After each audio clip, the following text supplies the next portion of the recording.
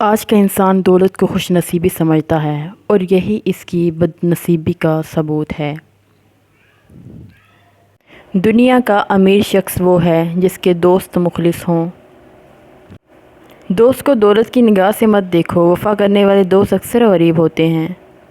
ہر شخص کی قیمت وہ ہنر ہے جو اس کے اندر ہے۔ 3 چیزیں انسان کو اللہ سے دور کرتی ہے: اپنے عمل کو زیادہ سمجھنا، دوسرا اپنے گناہوں کو بھول جانا، اپنے آپ کو سب سے بہتر سمجھنا۔ اللہ تعالیٰ سے دعا مانگو تو دعا کی قبولیت پر یقین رکھو، کیونکہ اللہ تعالیٰ غافل، لاپرواہ اور مایوس کی دعا قبول نہیں کرتا۔ علم کے سوا دوسری باتوں میں غور و فکر کرنا فضول ہے۔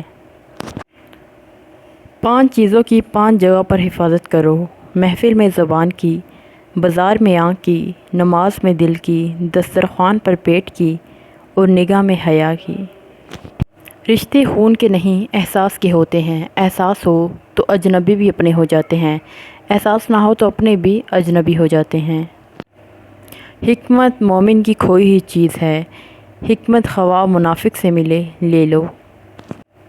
ہمیشہ سچ بولو تاکہ تمہیں قسم کھانے کی ضرورت نہ پڑے۔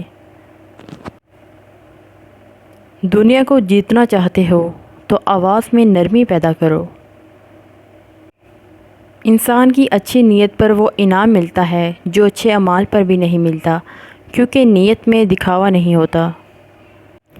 اس دنیا میں آپ کا باپ وہ واحد شخص ہے جو چاہتا ہے آپ اس سے بھی زیادہ کامیاب ہو جائیں۔ سمجھدار سمجھنا ہے تو ضرور سمجھیے، پر اتنا بھی سمجھدار نہ سمجھے کہ دوسرے سبھی لوگ آپ کو بے وقوف لگنے لگ جائیں۔ ہیں نیندیں بھی کچھ ذمہ داریاں گھر کی، پر دیر تک جاگنے والا ہر شخص عاشق نہیں ہوتا۔ اپنوں کے ساتھ وقت کا پتہ نہیں چلتا، لیکن وقت کے ساتھ اپنوں کا پتہ ضرور چل جاتا ہے۔ کسی کے خلوص اور پیار کو اس کی بے وقوفی مت سمجھو، ورنہ کسی دن تم خلوص اور پیار کو تلاش کرو گے اور لوگ تمہیں بے وقوف سمجھیں گے۔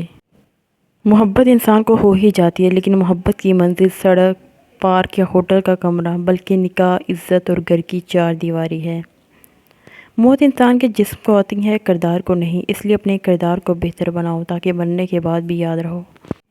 زندگی کے مہنگے سبق ہمیشہ سستے لوگ ہی سکھاتے ہیں۔ صبح کی نیند انسان کے ارادوں کو کمزور کرتی ہے۔ منزلوں کو حاصل کرنے والے دیر تک سویا نہیں کرتے۔